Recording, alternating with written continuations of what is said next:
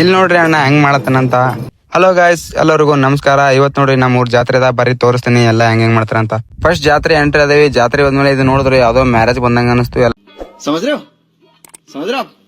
ಎಲ್ಲರೂ ಫಸ್ಟ್ ಜಾತ್ರೆ ಬಂದ್ಮೇಲೆ ದೇವ್ರ ಸೇವೆ ಮಾಡ್ತಾರ. ನಾವ್ ಹಂಗಲ್ಲ, ಯಾರು ಬಂದಾರ ಯಾರು ಬಂದಿಲ್ಲ ಅಂತ ಫಸ್ಟ್ ನೋಡ್ಕೋತೀವಿ. ನಮ್ ಜಾತ್ರೆದಾಗ ಹೊಸ ಹೊಸ ಪ್ರತಿಭೆಗಳು ತೋರಿಸ್ತೀನಿ, ನೋಡ್ಕೊಂಡ್ ಬರ್ರಿ ಎಲ್ಲ.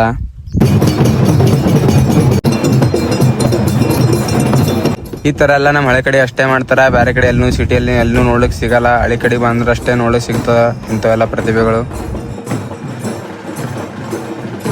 ಇಲ್ಲಿ ನೋಡ್ರಿ ಒಬ್ಬ ಅಪ್ಪ ಮಗನಿಗೆ ಕಾಣಲ್ಲ ಅಂತೇಳಿ ಮ್ಯಾಲ್ ಕುಂದ್ರಸ್ಕೊಂಡಿ ಎಲ್ಲಾ ಜಾತ್ರೆ ತೋರಿಸ್ತಾನ.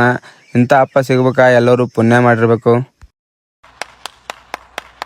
ಇವ ನೋಡ್ರಿ ನಮ್ ದೋಸ್ತ ಬಾಳ ಉಡಾಳನ. ಇವನ್ ಬಗ್ಗೆ ಹೇಳ್ಬೇಕಂದ್ರು ಬಾಳ ಅದ, ಮತ್ ನೆಕ್ಸ್ಟ್ ಟೈಮ್ ಹೇಳ್ತೀನಿ.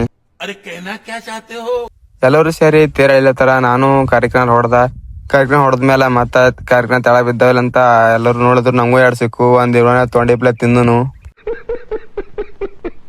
ಎಲ್ಲಾ ಊರಾಗ ಒಂದ್ ಗ್ಯಾಂಗ್ ಹೆಂಗಿರ್ತ ಹಂಗೆ ನಮ್ಮೂರಾಗ ಒಂದ್ ಗ್ಯಾಂಗ್ ಅದ. ಇವ್ರಿ ನೋಡಿದ್ರು ಹೊಸ ಮಂದಿ ನೋಡಿ ಅನ್ಸುತ್ತಾರ, ಯಾರು ಬರ್ತಾರೋ ಬರ್ಲೋ. ಇವ ಅಂದ್ರೆ ಫುಲ್ ಡೇಂಜರ್ನ ಎಲ್ರಿಗಿತ.